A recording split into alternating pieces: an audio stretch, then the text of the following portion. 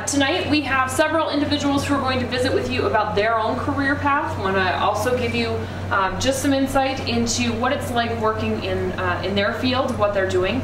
These are only a small sample of the opportunities that are available out there. So, Mr. Tony Thatcher is available here. He's with DTM Inc.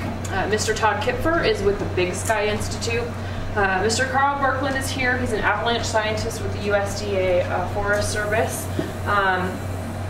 National something. We've got half your title. I apologize. Yeah, should be National Avalanche Center. Thank you. Ms. Jennifer Phaneuf is here. She's a senior development geologist with Stillwater Mine. And then at the end, we'll turn it over to Dr. Custer, who's going to tell you a little bit of information about what it's like to be in the program. So whether you're seeking or you're currently in the program. So how many of you are in the Earth Sciences Department or in geology right now? Okay, so there's a couple of you, most of you in here with the exception of a couple of our staff are already in the program. So, but for individuals who are interested in just getting more information as well, we'll have a little bit, but hopefully he'll give you some tips on things you need to be thinking about. So with that, I'm going to turn it over to our panelists. So have you all come up here and we'll begin. So whoever takes this seat, so y'all can fight over the others, I'll have begin. So.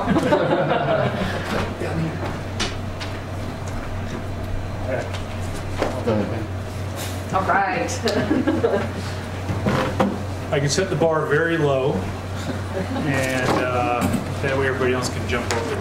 I don't think I've ever been called Mr. Tony Thatcher. The company is DTM Consulting Incorporated. We've been in business now about 12 years in Bozeman. Started out as a fairly GIS-centric operation, and really we've kind of moved on to being what I consider a natural resources consulting company. We work with all sorts of scientists, from riparian ecologists, river specialists, climate specialists, planners and whatnot, and really have our hands in a variety of different projects. My background, we have like 2-minute introduction here, or? Yeah. Okay.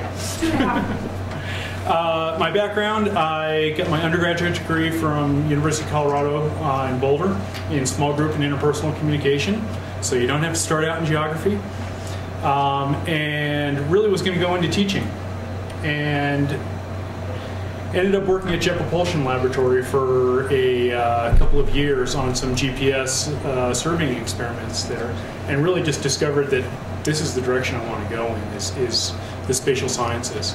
Ended up getting my master's degree at Oregon State University before moving here to Bozeman. Worked for a small consulting firm that did mine remediation and cleanup, things like that, for 2.5 years or so before starting my own company, because there are things that I wanted to do myself. So that's kind of the short and dirty, and I'll get into some more details on kind of what I look for in employees and people in general. So. I'm Jennifer Phaneuf with the East Boulder Mine. If you haven't heard of it, it's about 30 miles south of Big Timber, and we mine platinum and palladium. I graduated from MSU in 2003 with a geology degree, and I'm the senior development geologist, which is kind of the exploration end of things. I had a friend who's working also at the Stillwater Mine who recommended the job to me, and that's how I got my start there. Basically, my geology degree got me in the door, and it's a lot of on-the-job training. It's a very specific ore body, and there's only 3 of them in the world, so you learn everything you need to know on the job there, basically.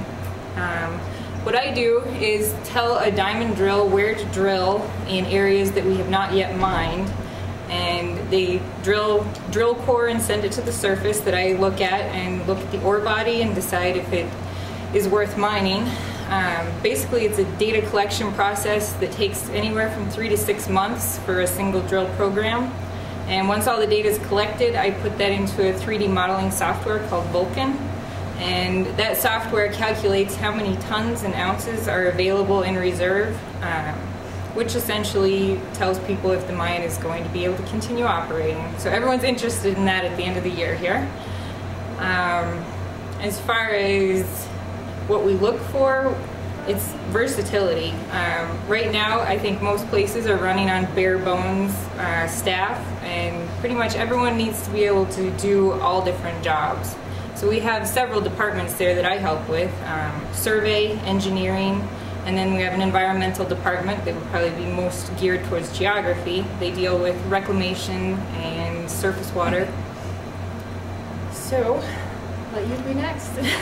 I did, so I work as an avalanche scientist for the Forest Service National Avalanche Center, and I did an undergraduate degree also at University of Colorado in Boulder in environmental biology, and then I came and did my master's here and ended up doing a PhD at University of Colorado, or at Arizona State University. But in between all my degrees and also during some of my degrees, I was also working as a both a ski patroller and an avalanche forecaster here in Bozeman. And I obtained my sort of foot in the door by banging my head against a brick wall quite often, and I got the Avalanche Center here in Bozeman off the ground based on just grants and donations for the first couple of years, and then we got Forest Service funding, and they're celebrating their 20th year of operation this year, so we're psyched about that. My major responsibilities, I myself and one other person are involved in coordinating all the avalanche centers in the country. We also coordinate the military artillery program for avalanche control.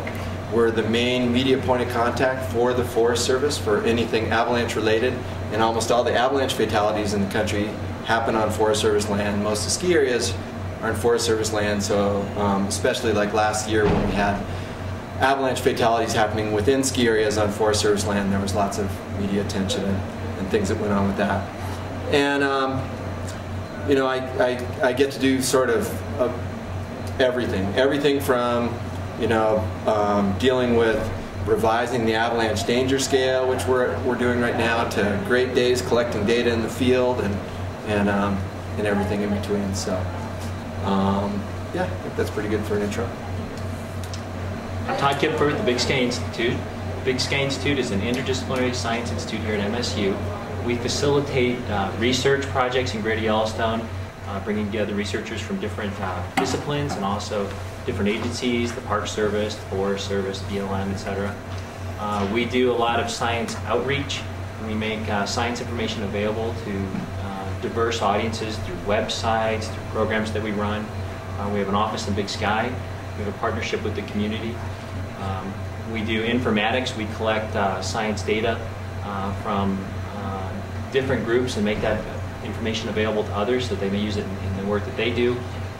We try to support larger efforts on campus when we can.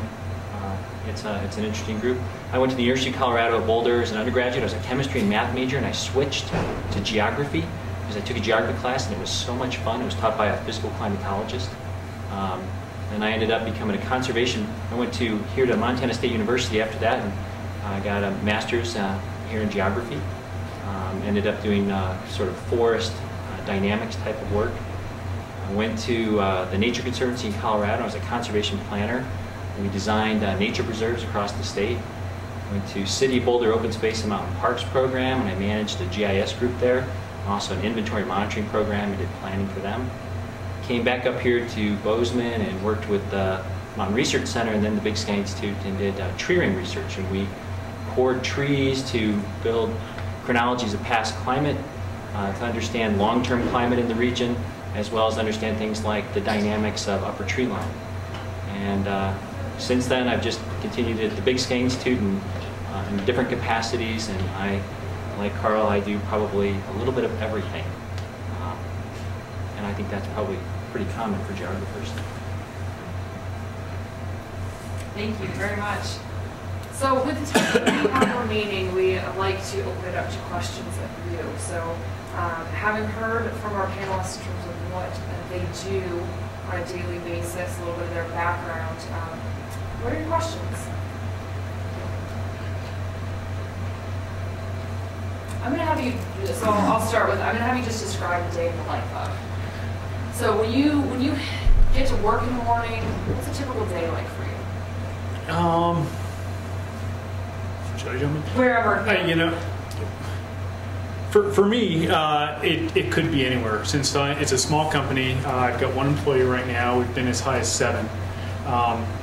Today I came in and it was the end of the month, so I was invoicing. But I also had some reports to get out on 2 different projects, quarterly report and end of the month report for projects. One of them's doing a stream restoration priority project here in the Gallatin Valley. And so we're convening a panel of about 15 folks to sit down in front of maps and just brain dump onto the maps of where are the problem areas for streams in the watershed. So that's something that we're organizing. We're going to compile that information and develop a priority list of streams. The other thing that I prepared today was a presentation that I'm giving for the Yellowstone River Conservation District Council tomorrow in a meeting in Billings that is looking at cumulative impacts, human impacts on the Yellowstone River from Gardner to the confluence in North Dakota with the Missouri River. And so, I mean, it's a huge database that I've been designing that's compiling all the GIS and spatial and non-spatial data that has that we've collected on the river over the last 7 or 8 years. So, you know, incredibly wide open, diverse. I don't know what each day whether I'm going to be doing riparian ecology, avian, stream geomorphology, crunching numbers to make sure that I can pay the rent, health insurance. So. I think my days are usually pretty similar to yours. I don't really know what I'm doing until I get there, but I get up at 4 in the morning and we commute an hour into the mine. It's on Forest Service land, and we start the day at about 5:45. There's a period of about 30 minutes where it's the shift change, and there's about 150 people either coming out from underground or getting ready to go underground, and that's basically the only opportunity you have to talk to people who are going to be underground all day. So I try to catch up with diamond drillers and other geologists. That's kind of when I figure out if I'm going to go underground that day or if I'm going to stay on surface and do my typical job, which is logging core. I guess on a normal day, I would end up logging core, and I have a building on the mine site where they bring core to me. I look at what's been drilled underground and locate the ore body. That isn't a very exciting part of my job, but it's pretty detailed data collection. After that, I usually do computer work and head home around 4 p.m. Just like everyone else, my days are really diverse, and I think that's part of the reason why I really like my job. I certainly spend my fair share of days either crunching data, writing papers, preparing presentations, answering emails, answering phone calls. There's a lot of networking amongst all the Avalanche people, but my favorite days are the days when I actually get to go out in the field. And today I had a colleague coming into town who I've worked on with a lot of different stability tests that you use to try and determine the avalanche conditions. And so rather than sit there in the office and chat about it, we went up and threw our skins on our skis and hiked up and played around in the snow and got really, really cold, and then came down before we got frostbite. Barely. My current work is very diverse, like everyone else, and I do a lot of administrative work, a lot of grants, a lot of people work for me on grants, and so I'm always hoping that they're making me look good, and they always are because they're smarter than I am. I always hire people smarter than you. And with all that, I also do a lot of project work, writing grants, writing reports, and other things. And right now I'm finishing up helping a report for a project that I helped coordinate for the Park Service and the USGS and others, and it included a lot of professors from MSU. We put together a workshop. We brought together researchers and managers all around Greater Yellowstone and from around the country to talk about research needs for climate change, land use change, and invasive species for the federal lands in Greater Yellowstone. And so I'm working with a group right now, and we're going to write a technical report to finish that up. And so that's fun for me because I get to spend a lot of time sort of going through the literature and seeing kind of trying to synthesize what's the latest science around these topics, synthesizing the results from the workshop, and trying to put it together in a way that sort of makes sense, but then always trying to twist things in a way so that it's also material that we can utilize to promote things, perhaps here at MSU, to get perhaps a USGS Climate Response Center that'd be a joint MSU-USGS center here. And so if that report's written really well and it's really compelling, it makes a good case, that may help us bring something like that in. So I'm always trying to take what I do and connect it to kind of larger needs at the university. I don't get to play like Carl does. He already told me he's had 15 days out in the snow. That's more than me. There were 15 weekends. What are your questions? I'll do the question. Yeah.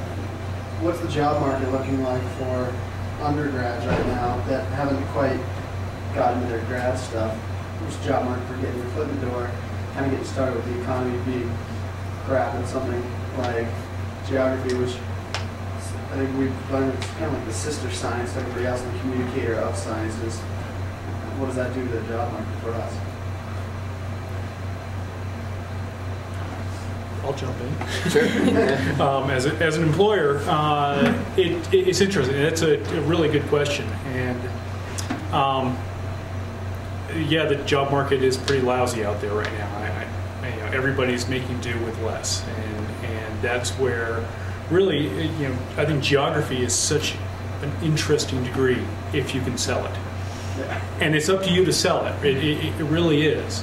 Geography is diverse. I mean, the panel sitting here, it's amazing. I mean, we've got social geography that's dealing with social issues, and that might be spatial or it might be historic, anthropologic. You've got physical geography and geomorphology and spatial relationships, snow science. You've got techniques. So whether you're talking GIS or spatial modeling in 3 dimensions, I mean, it's really wide open.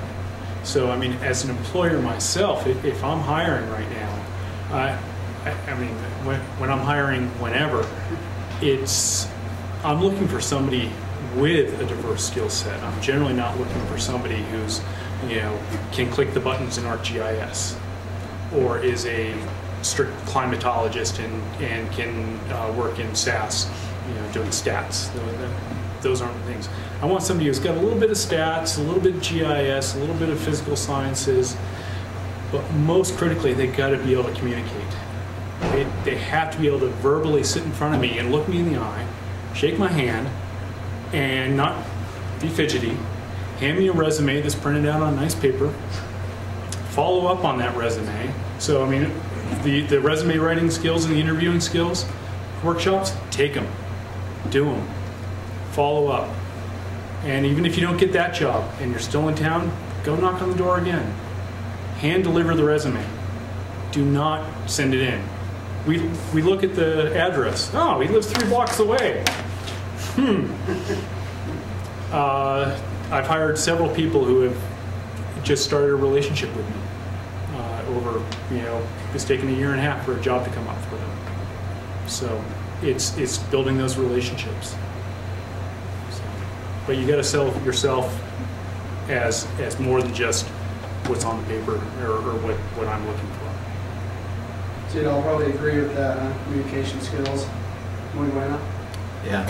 Fundamental. Yeah. I'll extend that to, take writing classes. We look at the resume, and we've actually, on some times, we've actually asked people to sit down and given them a writing task. Nice. And if it comes out, if they can't connect sentences and paragraphs and come to a conclusion, then they don't make it much further. So, How much would you say during your day is spent, or how much time would you say is writing?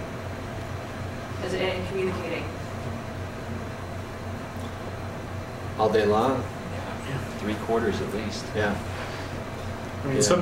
sometimes I'll be just totally, I'll spend a week totally embedded in a database, and I'll barely talk to my employee. But then I have to relate that information to my client. And if I can't relate that information or sell my idea to the client, then the company doesn't stay in business very long. I mean, the ability to sell yourself is really important. I mean, there obviously there are fewer jobs, and they're more competitive for the jobs that are out there. It was easier to get jobs before, so it's harder. So you have to stand out. And there was just most recently a woman moved to Bozeman, and she's from some school out east, and she contacted me and a whole bunch of other people in town. And she came, and we had coffee, and we sit down and we talk, and lo and behold, she nabbed a job. And I think it's because she went out and put out the effort and networked, and she's very clear in her communication skills, and I think that really helped her. And then a lot of people, the ones who I think struggle are the ones who will say, like, how did you get that job? And it's I don't think it's something that we learn in our education, but you really got to use all of your skills, and your networking is fundamental. And so even while you're an undergraduate, try to pick up an internship, volunteer with Carl or the local Abbey Center, whatever it is that you want to do, and get the experience and meet the people, and then follow up with those, and that'll help you, I think, in getting those jobs. Avalanche jobs have always been hard to find. People like doing Avalanche jobs, and they're willing to do them for not very much money. And so, the people that get the Avalanche jobs most easily are the ones that combine both education and also they have experience. And usually that experience is some kind of professional experience, not just, it helps a lot to go out and do a whole lot of backcountry skiing and whatnot, but also, like ski patrolling or guiding or something like that to really hone you in on the snowpack, as well as having that education. And the people that usually have both those pieces of the puzzle and are persistent usually end up finding work. But again, these, like, establishing these networks. One of the forecasters down at the Gallatin, Mark Staples, he also did his master's degree here in engineering, working with some snow folks, but at the same time he was patrolling down at Big Sky. But then he'd do a lot of backcountry skiing, and he'd always send in his observations. And the folks at the Abbey Center kept on getting the observations and going, wow, this is like having another forecaster around. This guy's so good. And so when a position opened up down there, they started going out in the field with him, and they're like, this guy's really good. And then the minute a position opened up, they're like, hey, So I think a lot of it's that persistence and having good communication skills, and also figuring out what skill sets you need. And with Avalanche stuff, you need that knowledge of the snowpack, but also some real good practical experience as well. The Stillwater Mining is the largest employer in Montana, so we have the most employees, and it's kind of boom or bust in the mining industry, but right now we're recovering with metal prices, and I think we've stabilized the number of employees we have, so when there's someone who leaves, we're refilling the positions. The latest person we hired was entry level. He had interned with the mine for 2 years, and same thing, he got connections and networked with people in the mining industry, and when our position became available, it was one of very few available last year, and he got it. So I pretty much, like everyone else, you just need to talk to people in what you're interested in and meet people. It's the hardest thing to do too, to walk into a place and shake somebody's hand and just say, here I am, I'm interested. And come back a month later going, hey, I was just walking by. Anything happening? And it's amazing. You just start, just like Mark Staples, you start getting confidence not in just the person's skills or what their resume says, but who they are as a character and their personality, and finding out whether that personality is going to fit. Because it's really hard to look at a stack of resumes. And when we put a job out there, we get 50 resumes, it's really hard to sift through them. Some of them are very easy. If they spell the company's name wrong, if there's a typo, it doesn't even make it past the first glance. So, and how many of you again were geography majors? Almost all of you. And are you most of you physical geography majors? Is that what you consider yourself, or human geography? GIS. A mix. A lot of GIS. I think that's one thing about geography is you get a diverse set of skills, and it makes it harder to get that entry-level job. But I mean, I think I got a job, my first job, because I think there were over 200 applicants for it, and I got it simply because I wasn't a wildlife biologist like most of them. I had skills like GIS skills before everyone had them. The ability to do planning, communication. I had taken things like economic geography, a lot of different types of history, historical geography, etc. And that really helped me sell myself for the type of work that they needed. They didn't just need a specialist. So I mean, sometimes the jobs need, and I think where you do, needs very specialized training. Mm-hmm. But in other cases, for a lot of people to train.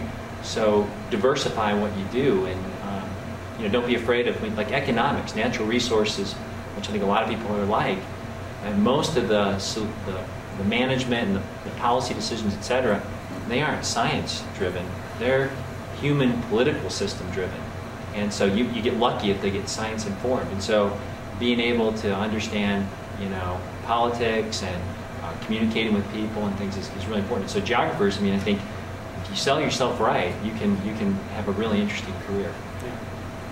The diversity in the consulting field is definitely what I look for. Unless you really want to be a person who's digitizing soils or tree rings or whatnot in the back room. But if you really want to be involved in just the nuts and bolts and day-to-day operations, which is where I think spatial sciences and geography should be, not just a technical position in the back. The more skills you can bring to the table, the better. I mean, one of the questions that I always ask when I see a resume coming through is, okay, the person's got some good GIS experience, but do they have database experience? Do they know Microsoft Access or Oracle? Do they have any programming skills? Because GIS is great, and it's gotten pretty good at button clicking, but if you can't get underneath the hood, you're only accessing, just a small percent. And that's true with pretty much any application out there now. You've got to be able to kind of lift the hood and tinker with the wires. And so is most everyone here undergraduate? How many of you are thinking about going to graduate school? That's a good idea. Yeah. I think on that one, what the people that you all work with or hire, what percentage is at the undergrad, master's, and doctorate level? Well, the bulk of the geologists at the mine have bachelor's degrees. There's a couple that have masters, but it's not required. And no one has a doctorate. Jennifer, how about some of the people who you're like mapping in some of those areas as well? Like the survey department and that kind of thing. They also have bachelor's degrees. That's pretty much the standard working there. My current employee has a bachelor's, but he got a job, slave labor at I think the Forest Service initially, and just said, "What are you doing there?" "Oh, show me," and just started learning, just started getting his hands. Whenever there was an opportunity, he started getting his hands in this, that, and the other thing, and that including GIS and fire science and ecology and whatnot. And now he's up at the program getting his master's, working half-time for me, doing the other half getting his master's here at the university, and kind of filling out his research and skill set. So. We have about 12 employees at BSI, and they're all masters or PhDs right now. And we do hire some undergraduate internship positions and things like that for students. Right now we just closed on one. But for what we do, it's important. We're always trying to connect research, sort of interface research and science with the public, and so at least the master's gives people some experience with research, and that's important to us. Most of the Avalanche people around the country have bachelor's degrees, and then there's just a handful with master's degrees. There's probably even fewer that are publishing in journals that have the doctorate, like yourself, right? Yeah, yeah. There's Most really of those are over in Europe. a few over in Canada, and yeah, not much. You know, in terms of just there's plenty of folks doing snow work, you know, and people looking at snow hydrology and a lot of remote sensing related to snow and things like that. But in terms of people doing you know, work that actually relates to snow avalanches in the United States, there's almost none. And you know, so that was a real advantage to me, because go and get your doctorate, you look pretty good. So, but there's a, you know, there's a handful of folks over, there's quite a few folks over in Europe and a handful up in Canada. Yeah. What are your other questions? What are you seeing as some of the trends in your industry, both technology-based or otherwise? What do you see happening coming down the road? Well, for snow, we're always going to need people to go out and look at it. I mean, we come up with more and more and more complex models, and the models just don't even come close to explaining what's really going on out there. So you actually need a person out there. I mean, the good news is you need a person out there in the snow. And for avalanche stuff, you know, really we've seen demand grow over the last 15, 20 years. It's very slow growth. There's still not a lot of jobs, but more and more places want to have avalanche information available to them. So, and then there's been a lot more interest in snow in general, a lot related to climate change. So not only have we seen some of the avalanche stuff grow with increased recreation, but just snow work in general and some of the snow hydrology and remote sensing and everything has grown a lot over the last 10 years with the focus on climate change. I see forecasting, the ability to do what-if scenarios and say what's the future likely to be like. I think more and more people are really interested in that to make better decisions today. And so I think for people that do GIS type of work, kind of moving that towards decision support. So you're not just making maps or managing data, you're working to kind of integrate information to be able to give people sort of what things might be like. I think that's really important. And the other one is monitoring is growing. Things like there's the National Ecological Observatory Network, NEON, and they're going to be hiring people if they actually get their funding from NSF, which, you know, knock on wood. I think there's going to be a lot more efforts out there of groups that are doing very technical monitoring of atmospheric chemistry, genomics, biodiversity, other things that's going to continue to pop up. I mean, there won't be, maybe, that's not like a lot of jobs. I mean, it's not going to be the Stillwater Mining, a few here and there, but I think those are a couple areas that are on the uprise. And nobody's trained to do that, really, for the most part. That's pretty new stuff. As far as mining goes, I mean, it's stayed the same for about 100 years. And there's one way to get rock out of the ground, but I guess I'm kind of on the cutting edge of what computers are doing for mining now. I make the three-dimensional models that help visualize what the ore body looks like, and then from there they can decide how is best to mine it. There's a lot of different mining methods that have been around a long time, but computers help analyze the data and decide which is the best to apply to that situation.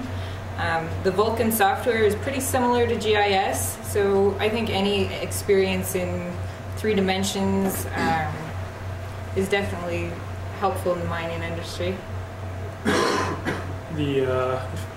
14 years ago when I graduated, most employers, most state agencies, federal agencies did not know what GIS was.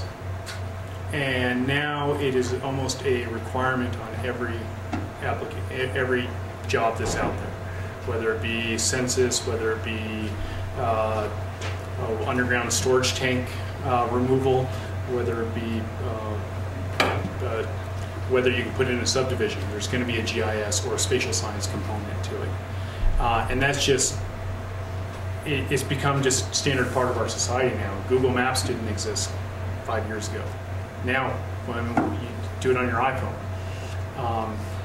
So what I see, and this is my biggest challenge as an employer and as a spatial scientist, is keeping up with it.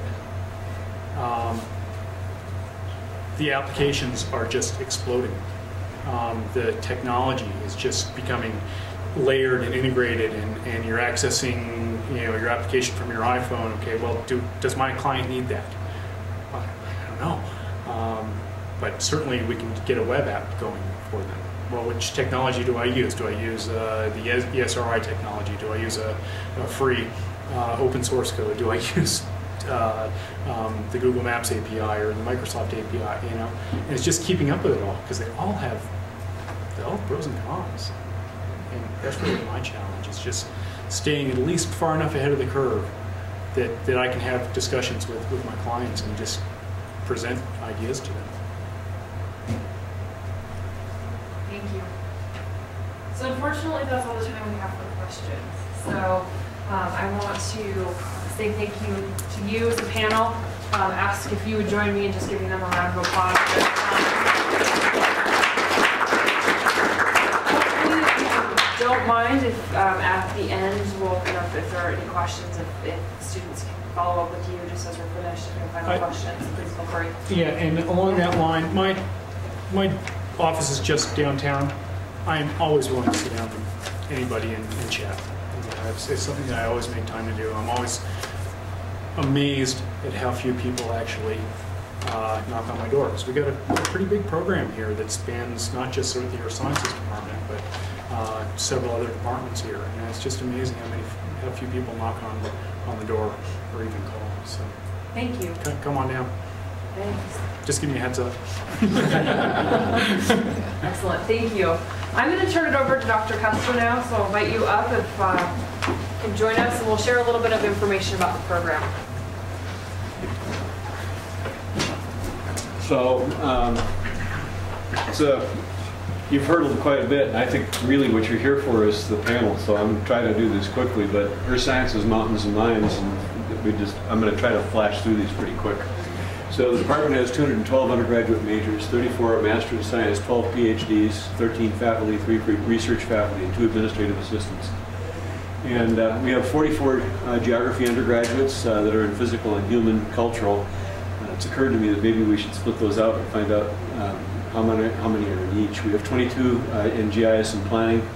I'm going to skip over the rest down to snow science with 34, and that is related to geography, as you'll see in a minute. We try to help students to learn to think about Earth. Many of the students go to Masters of Science programs. Most employers expect this today. Requires a B average or better if you're going to do it.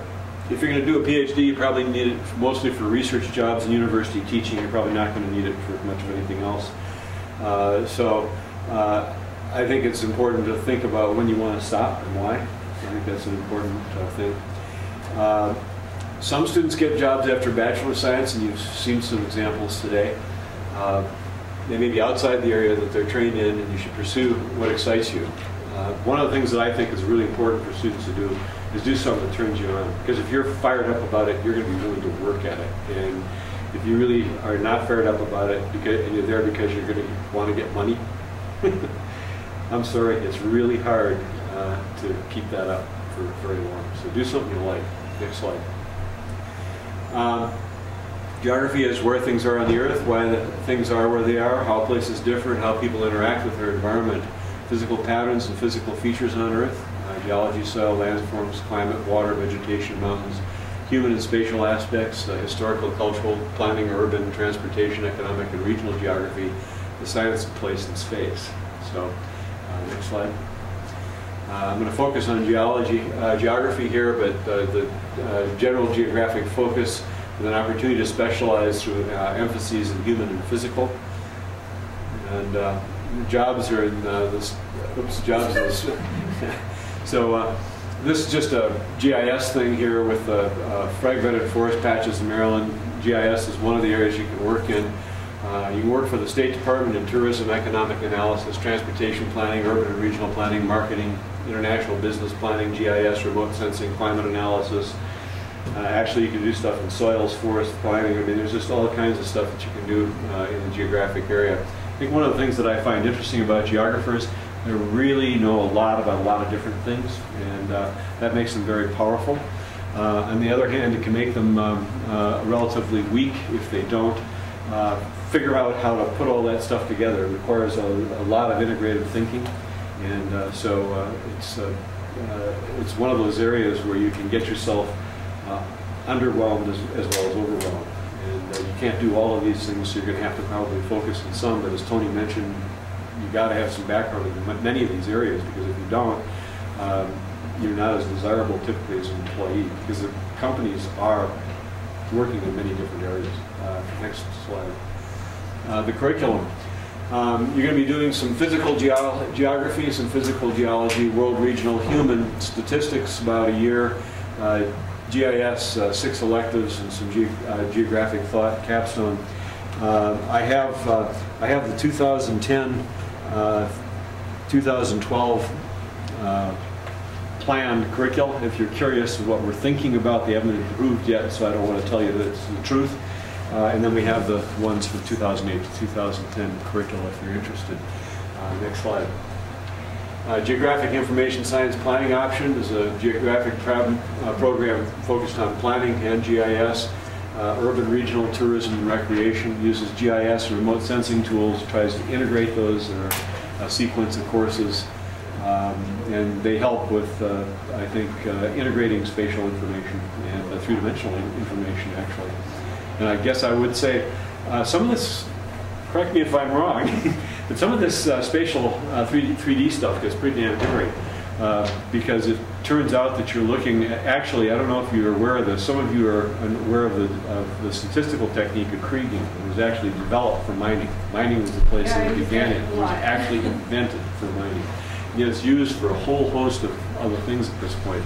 But to really get into the kriging, you have to take a pretty big pile of statistics classes before you're finished. So this is not completely without mathematics. Next slide. GIS planning jobs in government, federal, U.S. Forest Service, USGS, NIH, transportation, NRIS, DEQ, DNRC, regional offices, local planning, GIS offices, local water quality district, tourism planning, conservation planning, recreation planning, resource planning, transportation planning, corporations, marketing, real estate, auto industry, consulting firms, national, geographic. Some of these have been mentioned today already. Next slide. Our GIS planning curriculum is physical geology, geography, chemistry, economics, statistics, political science, geographical planning, urban geography, economic geography, geomorph soils, GIS remote sensing, 3 courses in that. We're adding some GPS now to amplify that a little bit. Some electives in the capstone geographic thought. Next slide.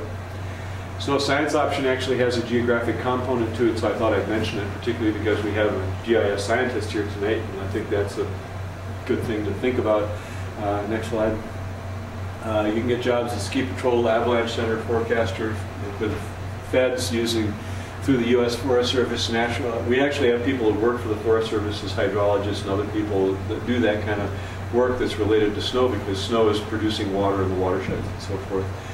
Natural Resources and Conservation Service, U.S. Geological Survey and Water Quality, State Water Quality Consulting, and the Avalanche and Protection and Planning. Snow Science curriculum has a geographic emphasis in geography, calculus, physics, chemistry, statistics, and GIS. We do have an engineering emphasis as well that takes into mechanics of materials, differential equations, physics, chemistry, and approaches a second degree in engineering. If that's something that turns you on, you can actually do about an extra year and turn out with a CE. It turns out that a bunch of the people that we have that do that turn out to work as engineers more than they actually work as snow scientists, but they ski a lot. Mostly recreation.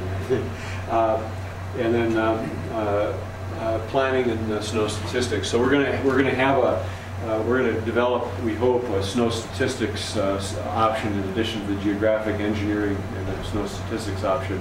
Each will have some geography, a little bit of chemistry, physics, math in it. This is not for the faint of heart, actually. A lot of people say, yeah, I'm going to be in snow.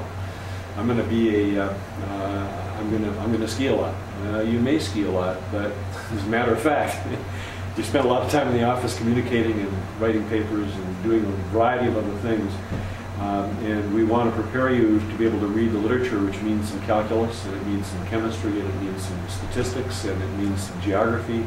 And in one of the options, there's quite a bit of geography, but there's geography in all of them, because a lot of the secondary work that people get, it turns out a lot of people are actually guides and planners. So you're taking somebody in the Himalayas, it's kind of helpful to know something about that culture, the religion, the background, forests, the kinds of places that are there, the climate and climate change that's happening in those areas, and be able to talk to those clients. The people that go on those trips are generally not poor. They are intellectually engaged. They want to know something about the environment in which they're playing. And so if you have that information, you become a better guide. If you want a curricula, if you click on that, I think it'll bring up the curricula.